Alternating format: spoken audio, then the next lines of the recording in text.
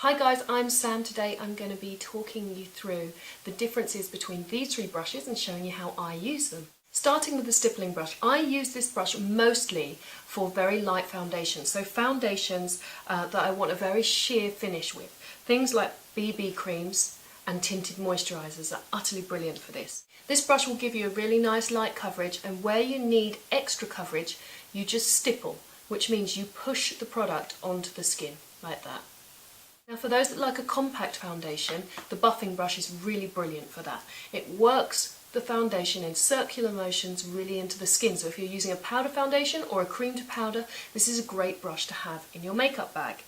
The Expert Face brush is going to give you a little bit more coverage, so I tend to use this when I want a flawless finish. I'm going to use it now with a medium coverage foundation. So using my Expert Face brush, I'm just going to start and work this foundation just in circular motions from the centre of the face outwards towards the jaw, where we're just going to blend that in a little. And you can see very little foundation is required to get a really good flawless finish. So absolutely essential for those that want a medium coverage or a slightly heavier coverage. The Real Techniques brushes are also multi-purpose, so I'm now going to use a bronzer and my buffing brush, and I'm going to work that just across the cheekbone.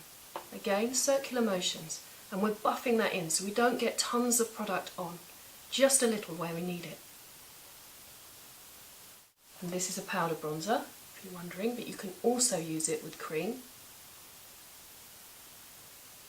Because we're using that circular motion,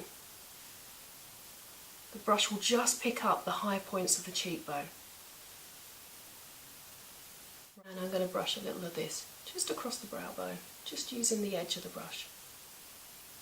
I've used a powder bronzer and I now want to put a cream highlight blush over the top. I'm going to use my stippling brush because this brush, if I push it on top, it won't disturb anything underneath. So I'm going to use my highlighter blush here. This is a very shimmery blush. And I'm just going to take from the product onto my brush, and then I'm going to push this just over the top, and we'll get a really nice sheen.